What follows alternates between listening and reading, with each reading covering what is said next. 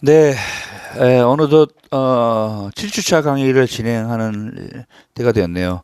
자, 오늘은 일변량 자료 탐색에 대한 그 내용을 학습하도록 하겠습니다. 일변량이라고 하면 이제 자료의 값이 하나라는 얘기죠. 일변량 자료에 대한 얘기를 하기 전에 일단 기초적인 통계의 개념이 있어야지 이런 자료를 탐색하고 분석을 할 수가 있어요. 그래서 기초적인 통계 개념에 대해 설명을 하고, 그 다음에 일변량의 그 질적 자료에 대한 분석과 양적 자료에 대한 분석을 여러분들 하는 방법에 대해서 설명을 해드리도록 하겠습니다.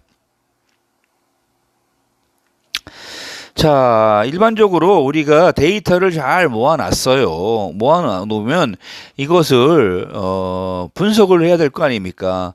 분석을 해놓는데 무조건 분석을 하는 게 아니라 어떤 용도로 어떤 쓰임이 있겠다라는 것을 고려를 해서 분석을 해야 되겠죠.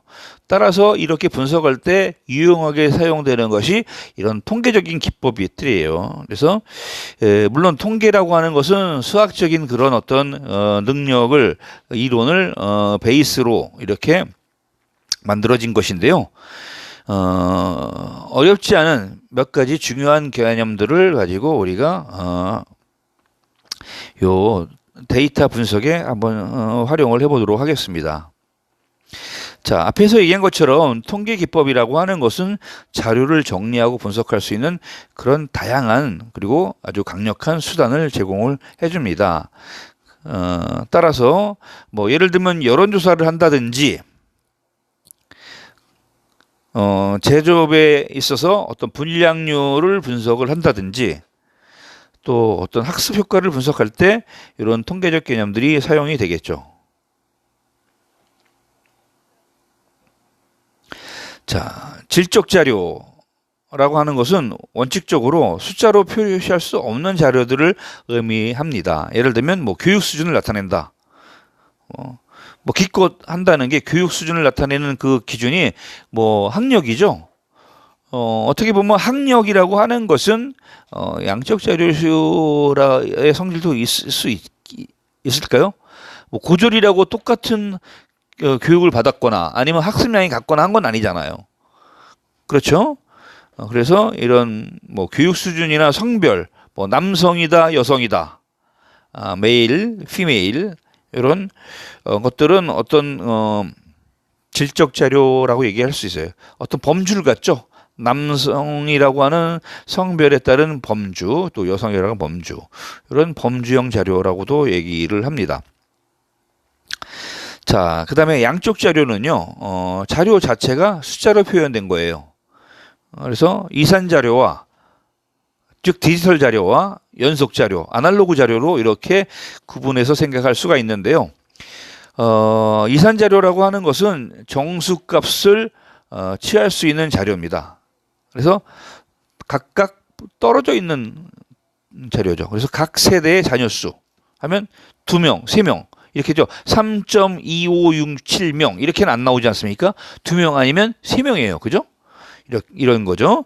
그다음에 연속 자료는 실수값을 취할 수 있는 자료입니다. 그래서 뭐 키, 몸무게, 우리가 몸무게 저울에 달아보면 뭐 정확히 80 이렇게 나오는 게 아니라 사실은 79.9999567 뭐 이렇게 나가는 걸 근사시킨 거예요. 온도도 마찬가지예요. 언제 되느냐에 따라서 이렇게 끊임없이 변화할 수 있는 값들이죠. 그래서 이런 것들은 연속 자료에 해당됩니다.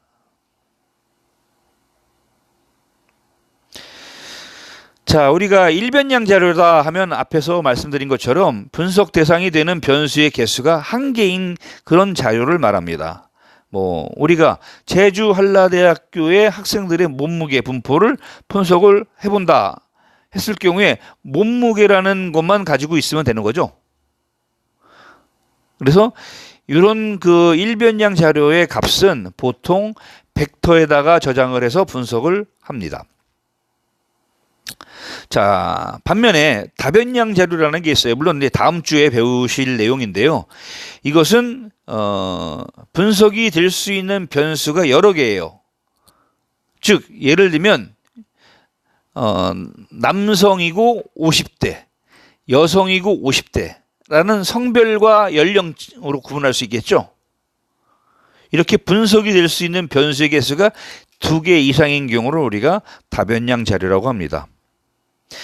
그 중에서도 특별히 변수가 2개인 경우를 우리가 이변량 자료라고 이렇게 해요. 자, 또 다른 예제가 있는데요. 뭐 출생 지역하고 몸무게가 상관관계가 있는지를 분석해 보자. 그러면 출생 지역, 뭐 제주도, 서울, 뭐 이런 것들, 그다음에 몸무게, 뭐 출생 지역하고 몸무게가 상관관계가 있을 것 같지는 않습니다만은 이런 것들은 이제 매트릭스나 또는 데이터 프레임에 저장을 하고 분석을 합니다. 자, 그렇다면 우리가 통계를 좀 알아야 한다고 했는데 통계에서 기본적으로 사용되는 용어들이 있어요. 이 텀에 대해서 좀 정리하고 넘어가야 되겠죠. 자, 우선 모집단이라고 하는 게 있습니다. 모집단. 그래서 우리가 관심을 가지고 조사해야 되는 대상입니다. 예를 들면 이런 거예요. 뭐 2019년도에 S사에서 개발한 또는 출시한 모든 휴대폰. 어마어마하겠죠. 모델도 다양할 거예요. 그럼 조금 더 줄여서 뭐 S10이라고 하는 그런 휴대폰의 수량을 하는 겁니다. 그 중에서 몇 개가 고장 났느냐라는 그 고장률을 우리가 이제 분석하려고 한다 하면 10만 개가 시장에 나와 있고 이때 모집단은 10만 개고요. 그 중에 5천 개가 예를 들면 고장이 났다 하면 그걸 이제 분석해서 할 수가 있겠죠. 분석할 때 이제 뭐 고장 단순하게 수치로만 하는 게 아니라 왜 어떤 환경에서 사용했길래 고장 났는가 이런 것들을 이제 분석을 할 수가 있겠죠. 변수로 이제 채택을 해서요. 자, 조금 전에 말씀드린 것처럼 모집단이 있고 그 모집단 중에서 실제로 조사가 이루어지는 집단이 있는데 이것을 우리가 표본 또는 샘플이라고 합니다. 이런 표본은 모집단의 부분집합이라고 생각할 수 있겠죠. 앞에서 얘기한 것처럼 제주 한라대학 학생이 현재 등록된 학생이 5,000명이라고 가정합시다. 그럼 모집단은 5,000명이 되겠죠. 자, 그 학생 중에서 100명을 선별해서 영어 실력을 조사하려고 합니다. 하면 이때 샘플이 100명이 되는 거예요.